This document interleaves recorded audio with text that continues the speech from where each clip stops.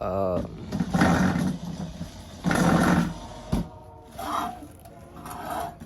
Another thing, I don't know if I put the I don't know if I put the picture in or the text message that he sent, but it was about like having the spaces in the car, that he forgot, whatever. But I thought I got my bike from I thought I went back to get my bike from his shop. He called me mad and shit, asking me like why I got my bike from out of his shop and stuff like that. And I wasn't finna argue with the dude, so I just hung up. I forgot what he said after that, but then I think I texted him back and I was like, "Would the bike go to the tire shop, give me my tires back?" And he was like, "Nah, they not gonna give you your tires back because you didn't bring them down there and stuff like that." So I'm like, "What?" I'm like, "All right, bet." So I'm finna just go down there myself, ask him about the wheels and stuff, like my tires and stuff, because that's where he take the wheels at to get the tires put on. Like he don't do them himself. He take them to like this shop. So I went to the shop and I asked them, I told them like what tires and stuff, and they was like, oh yeah, and it was like, he just didn't pay yet. So I'm like, all right, bet, I'll pay just to get my tires and leave. So that's what I did. I actually got one tire and I left because the other one wasn't put on. It had to get the inner tube put in, and that's when the inner tube had popped. And he didn't tell me the inner tube popped until I like went back down there, like to see like how far the bike, like how is it like getting done and stuff like that. And obviously they wasn't doing nothing with the bike. Yeah, so I paid for both of the tires $40 to get done. And then I was waiting for the other tire to get done. He was like, come back at 3. Yeah, he was like, come back at 3. So I'm like, all right, bet. Then I got a text message from the tire shop at 2 o'clock. And he was like, he came and picked up the tires. And I'm like, what the fuck? How he came and picked up the tires if he ain't even pay for it?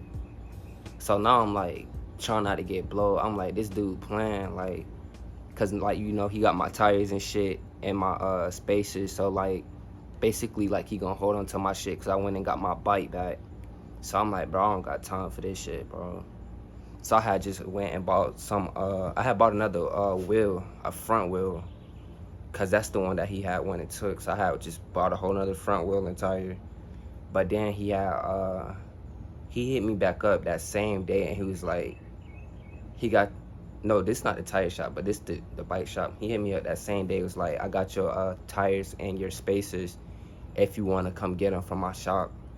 So yeah, I'm like, oh no, I'm not dealing with this dude again. Like, this shit is annoying.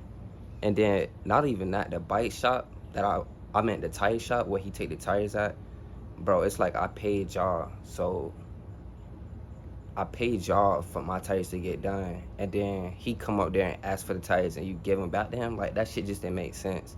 And I told him too, like, I'm not his employee or nothing like that. I was just a customer with him. But that shit was aggravating. And I had text the tire shop. I let them know. They ain't even text back. So I'm like, yeah, this shit just weird. Like, but yeah, like I said, I'm gonna put the text message in the video. It's a lot. It started to become like a lot. Like, for one, my bike was already sitting down there for a week. I mean, y'all seen the picture with like no wheels, just sitting on the floor. Yeah, that shit was annoying, bro. And then he was ordering parts for my bike. Like,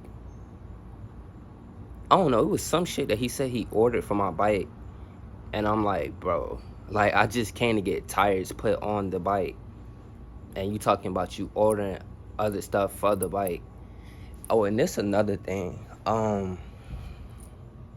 Cause when we first met, one of his employees seen my bike. He's telling me about the dude, I guess like they boss and stuff, like who I'm talking about right now.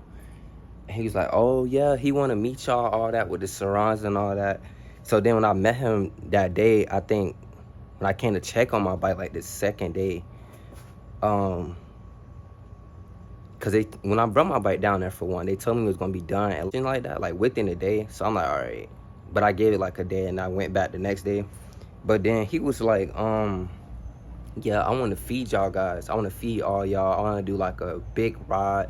Like he would just send all this good shit, like all the good stuff. And I'm like, bet, bet, bet. I'm like, all right.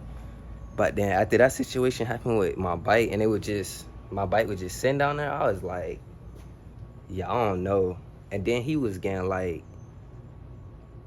pissed off at me and shit, cause I went and got my bike back. The whole situation was just weird, and I was like, bro, I was trying not to snap. I'm not gonna lie to you. I was trying not to snap, cause how you gonna question me about my shit? So I was like, nah, like fuck it. I was like, I'm not finna go through that. Like all the majority of the stuff I did on the bike, I put on it myself, like the wrap, uh, basically everything except for like getting a chain done and stuff like that. I actually went to a shop, they had them like cut my chain down for my sprocket. Um, yeah, and I don't know if I told y'all that either, but I got a 52.2 sprocket on there, which I'm gonna show in the upcoming videos. But yeah, that's about the bike shop situation. That shit was just weird. Like nobody, and plus really nobody know about the bikes like that around here, or like work on them around here. So it's just they just rare. Like we really just work on them ourselves. But yeah, that whole situation, I was just done with it. I was like, oh nah, like this shit crazy. But yeah, that's that.